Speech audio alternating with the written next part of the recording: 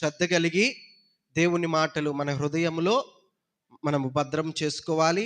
భద్రపరుచుకున్న వాటిని మన యొక్క జీవితాలలో మనము అవలంబించుకోవాల్సిందిగా దేవుని పేరిట నేను మీతో మనవి చేస్తా ఉన్నానండి. ప్రియ దైవ జనాంగము, మనం చూస్తూ ఉంటే మన సమస్తమైన కార్యాలు ఫలించాలి అంటే మనకి కొన్ని విషయాలు మనలో ఉండకూడదు, మన హృదయాలలో ఉండకూడదు. మొట్టమొదటి విషయం ఏంటంటే సనుగుడు ఉండకూడదండి. ఏముండకూడదు? సనుగుడు ఉండకూడదు. అదే రీతిగా సందేహము ఉండకూడదు. సనుగుడు దేవునికి వ్యతిరేకంగా చేసే తిరుగుబాటు అండి.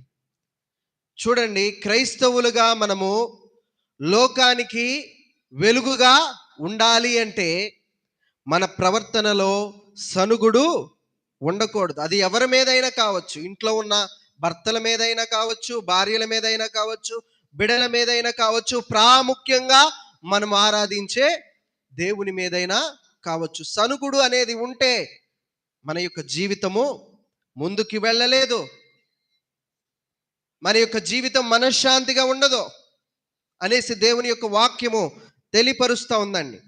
మన సమస్తమైన కార్యాలు ఫలించాలి అంటే, సమస్యలపై విజయం రావాలి అంటే ప్రాముఖ్యముగా చూడండి, ఫిలిప్పీలకు రాసిన పత్రికలో 2వ అధ్యాయములో 14-15 వాక్యాలలో వాక్యము ఈ రీతిగా ఉంటుందండి. 179వ పేజ్ నంబర్ చూడండి. ఫిలిప్పీలకు రాసిన పత్రిక 2వ అధ్యాయం 14-15 వాక్యము. మీరు మూర్ఖమైన వక్ర జనము మధ్య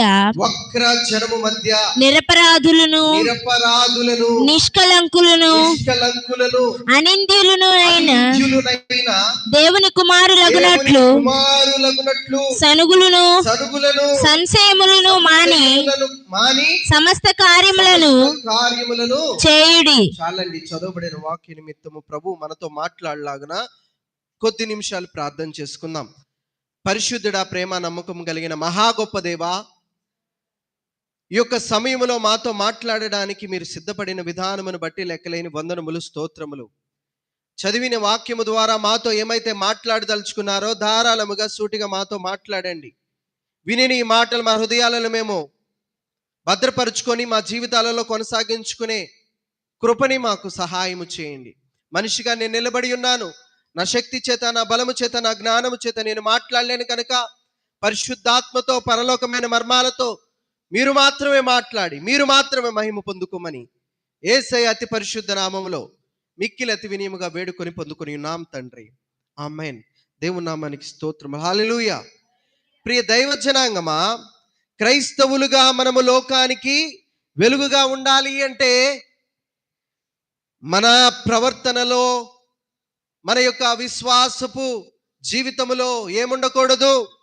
సనుగుడు ఉండకూడదని అపోస్తులుడైన పౌలు గారు సంఘమునకు హెచ్చరించారండి.